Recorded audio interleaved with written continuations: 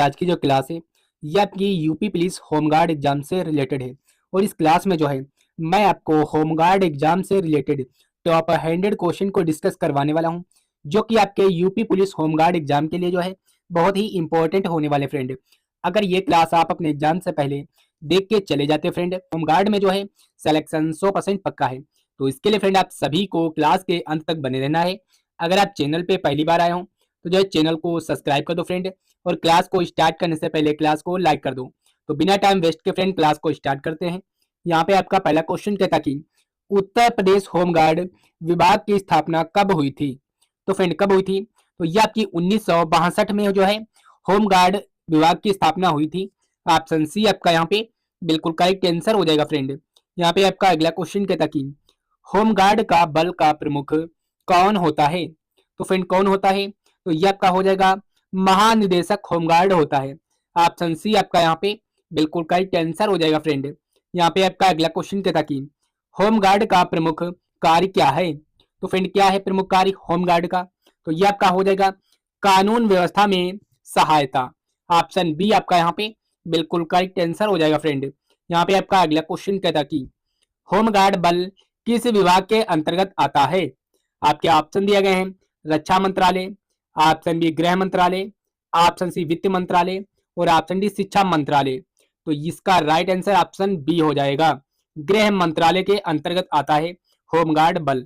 Option B आपका यहाँ पे बिल्कुल करेक्ट आंसर हो जाएगा फ्रेंड। यहाँ पे आपका अगला क्वेश्चन कहता कि होमगार्ड का नारा क्या है। तो फ्रेंड जो होमगार्ड का नारा है ये आपका हो जाएगा सेवा परमो धर्मा। ऑप्शन सी आपका यहाँ पे बिल्कुल करेक्ट आंसर हो जाएगा फ्रेंड। यहाँ पे आपका अगला क्वेश्चन कहता कि एक होमगार्ड की नियुक्ति किसके द्वारा की जाती है। आपके ऑप्शन है मुख्यमंत्री, ऑप्शन बी जिलाधिकारी, ऑप्शन सी थाना प्रभारी और ऑप्शन डी गृह सचिव। तो ये आपका जिलाधिकारी के द्वारा की जाती है होमगार्ड की नियुक्ति। ऑप्शन बी आपका यहाँ पे बिल्कुल करेक्ट आंसर हो जाएगा फ्रेंड।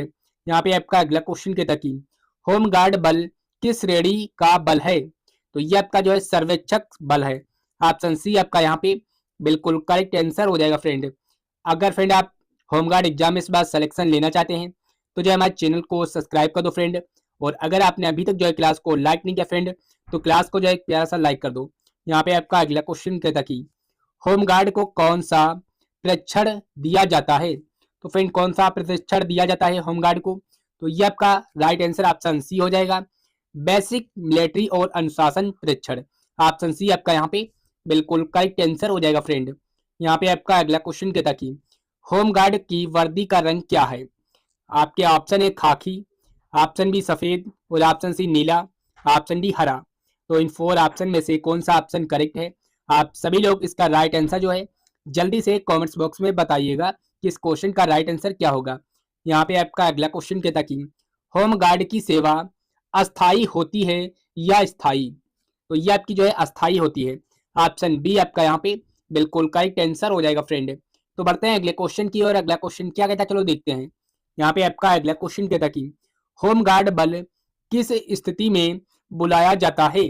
तो ये आपका हो जाएगा उपयुक्त सभी में बुलाया जाता है होमगार्ड बल, यानी कि त्योहारों में बुलाया जाता है, प्राकृतिक आपदा में बुलाया जाता है, चुनाव ड्यूटी में बुलाया जाता है। इसीलिए इसका राइट आंसर ऑप्शन डी हो जाएगा। तो बढ़ते हैं अगले क्वेश्चन की और अगला क्वेश्चन क्या कहता है चलो देखते हैं। यहाँ पे आपका अगला क्वेश्चन कहता कि तो देखते हैं। यहाँ पे आपका अगला क्वेश्चन कहता कि होमगार्ड का गठन किस उद्देश्य के लिए किया गया था। तो ये आपका हो जाएगा आम जनता की सुरक्षा और सहायता के लिए जो है होमगार्ड का गठन किया गया था। ऑप्शन बी आपका यहाँ पे बिल्कुल करेक्ट आंसर हो जाएगा फ्रेंड। यहाँ पे आपका अगला क्वेश्चन कहता कि होमगार्ड के कार्यकाल की अवधि सामान्यतः कितनी होती है। तो ये आपकी जो है कोई निश्चित नहीं है। ऑप्शन डी आपका यहाँ पे बिल्कुल करेक्ट आंसर हो जाएगा फ्रेंड। यहाँ पे आपका अगला क्वेश्चन कहता कि होमगार्ड को कितने प्रकार में बांटा गया है। तो ये आपके 2 प्रकार में बांटा गया है। ऑप्शन ए आपका यहाँ पे बिल्कुल करेक्ट आंसर हो जाएगा फ्रेंड। यहाँ पे आपका अगला क्वेश्चन कहता कि आपदा प्रबंध में होमगार्ड की भूमिका क्या होती है। तो ये आपकी उपयुक्त सभी हो जाएंगी। ऑप्शन डी आपका यहाँ पे बिल्कुल करेक्ट आंसर हो जाएगा, राहत कार्य, बचाव कार्य और भीड़ नियंत्रण। इसीलिए इसका राइट आंसर ऑप्शन डी हो जाएगा फ्रेंड। यहाँ पे आपका अगला क्वेश्चन कहता कि होमगार्ड किस कानून के अंतर्गत कार्य करता है? तो ये आपका हो जाएगा होमगार्ड अधिनियम 1963 के कानून के तहत कार्य करता है। ऑप्शन बी आपका यहाँ पे बिल्कुल करेक्ट आंसर हो जाएगा फ्रेंड। यहाँ पे आपका अगला क्वेश्चन कहता कि होमगार्ड का नियंत्रण किसके अधीन होता है? तो ये आपका जो है गृह मंत्रालय के अधीन होता है होमगार्ड का नियंत्रण। ऑप्शन सी आपका यहाँ पे बिल्कुल करेक्ट आंसर हो जाएगा फ्रेंड।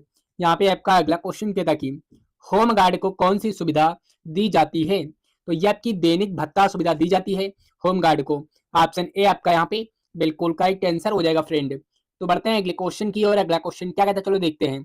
यहाँ पे आपका अगला क्वेश्चन कहता कि होमगार्ड का प्रशिक्षण केंद्र कहाँ होता है? तो ये आपका जो है प्रत्येक जिले में। ऑप्शन डी आपका यहाँ पे बिल्कुल करेक्ट आंसर हो जाएगा फ्रेंड।